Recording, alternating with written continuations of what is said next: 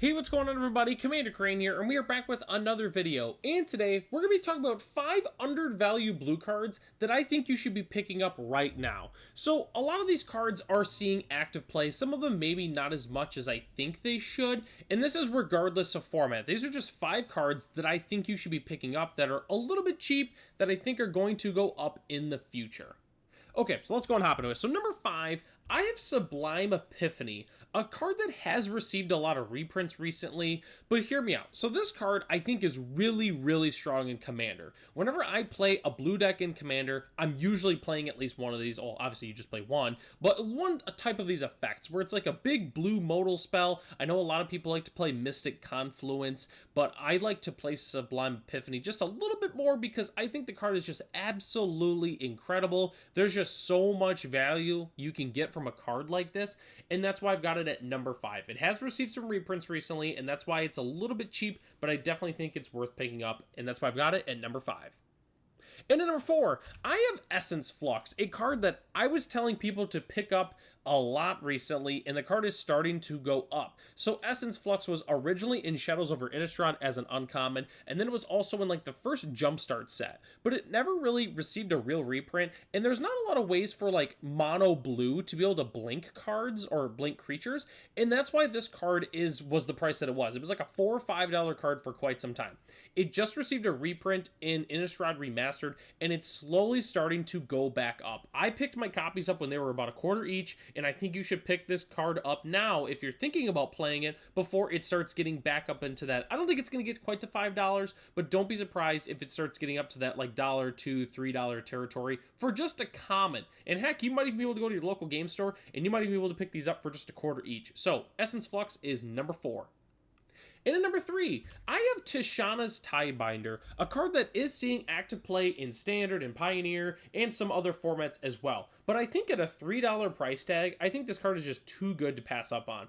It's obviously a merfolk and a wizard, so it has very relevant creature types, and this card is just absolutely incredible. If you're thinking about playing this card, you just pick it up. At $3 each, it's really hard to pass up on a card with this much power, and I wouldn't be surprised if this card gets even more pricier as time goes on, as Lost Cavern starts rotating from Standard, and the card just gets pricier. Don't be surprised. And that's why I've got it at number 3.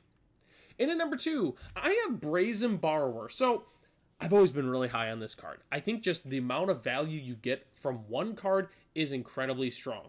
It has received some reprints recently. I know most notably it was in like the Foundation's bonus sheet. I know it's been in some Commander decks. But the reason I think you should pick this card up is because of the return of fairies coming in, Lorwyn Eclipsed. I really think that because of the fairy synergies that are obviously coming, we already saw the new Bitter Blossom on a stick that's on a fairy itself is coming back. I think fairies are going to get very popular, and people are going to start looking for fairy cards. And though obviously Brazen Borrower is one of the best fairy cards, it's also at Mythic, it's not like a common or anything like that.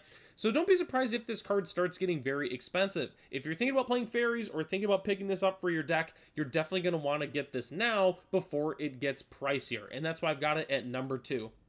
And at number 1, the card that I think everyone should be picking up the most is Days Undoing. This card is an absolute powerhouse, and it has been for quite some time. Most notably, it's really good with like Narset Parter Veils, as well as Notion Thief, where like, okay, you make your opponent like draw a bunch of cards, but then they only get to draw 1 card or 0 cards in some instances.